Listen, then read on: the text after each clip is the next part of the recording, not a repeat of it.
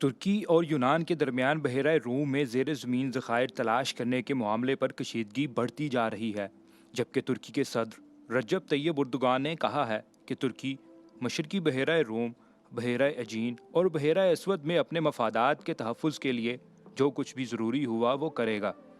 صدر اردوغان نے بحیرہ اسود میں گیس کے وسیع ذخائر دریافت ہونے کے بعد یونان کے ساتھ مشرقی بحیرہ روم اور بحیرہ اسود میں سمندری حدود پر پیدا ہونے والی کشیدگی کے تناظر میں بات کرتے ہوئے کہا کہ ترکی کی نظر کسی اور ملک کی سرزمین، خود مختاری اور ان کے مفادات پر نہیں، لیکن جو کچھ قانونی طور پر اس کا ہے وہ اس پر کوئی سمجھوتا نہیں کرے گا۔ صدر اردوغان نے کہا ترکی ہر کسی سے کہتا ہے کہ وہ ایسا غلط قدم اٹھانے سے گریز کریں جو اس کی تباہی کا سبب بن جائے۔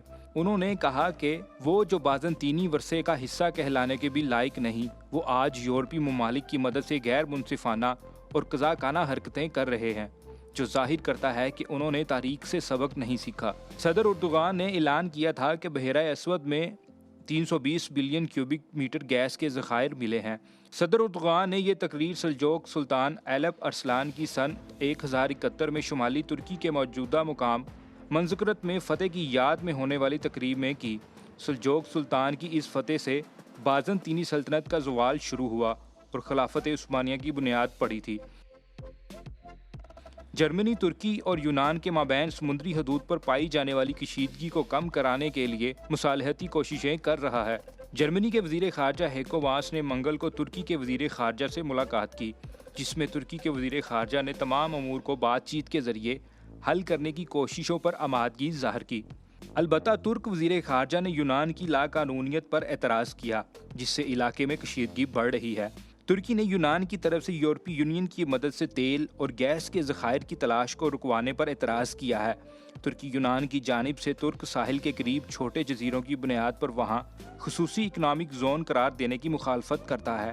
ترکی نے کہا ہے کہ قبرص کے جزیرے کے قریب قدرتی وسائل کی منصفانہ تقسیم ہونی چاہیے اور ترک قبرص اور یونانی قبرص کو اس کا حصہ ملنا چاہیے۔ ترک قبرص نے ترکی کی آئل کمپنی ترکش پیٹرولیم کو گیس اور تیل کے ذخائر کی تلاش کے لیے لائسنس جاری کیا ہے۔ یونان اور ترکی بحیرہ روم میں زیر سمندر توانائی کے ذخائر کی تلاش بڑھتے ہوئے تنازع کے تناظر میں یونان کے جزیرے کریٹ کے ساحل کے قریب ایک دوسرے کے مقابلے میں بحری جنگی مشقیں شروع کرنے کی تیاریاں کر رہے ہیں۔ یونان اور ترکی دونوں ہمسایہ ممالک کے تعلقات میں کشیدگی کوئی نئی بات نہیں، لیکن بحیرہ روم میں تیل اور قدرتی گیس کے ذخائر اور سمندری حدود پر حقوق پر تنازع کی وجہ سے یہ اندیشہ ہے کہ کہیں یہ جھگڑا بڑھ نہ جائے اور مسلح تصادم کی نوبت نہ آئے۔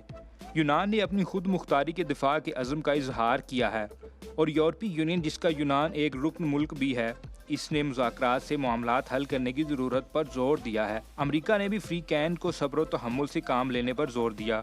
نیٹو کے سیکرٹری جنرل نے کہا کہ اس تنازع کو بین الاقوامی قوانین اور یکجہتی کے باہمی جذبے کے تحت حل کیا جانا چاہیے۔ Bright star T V, Pakistan.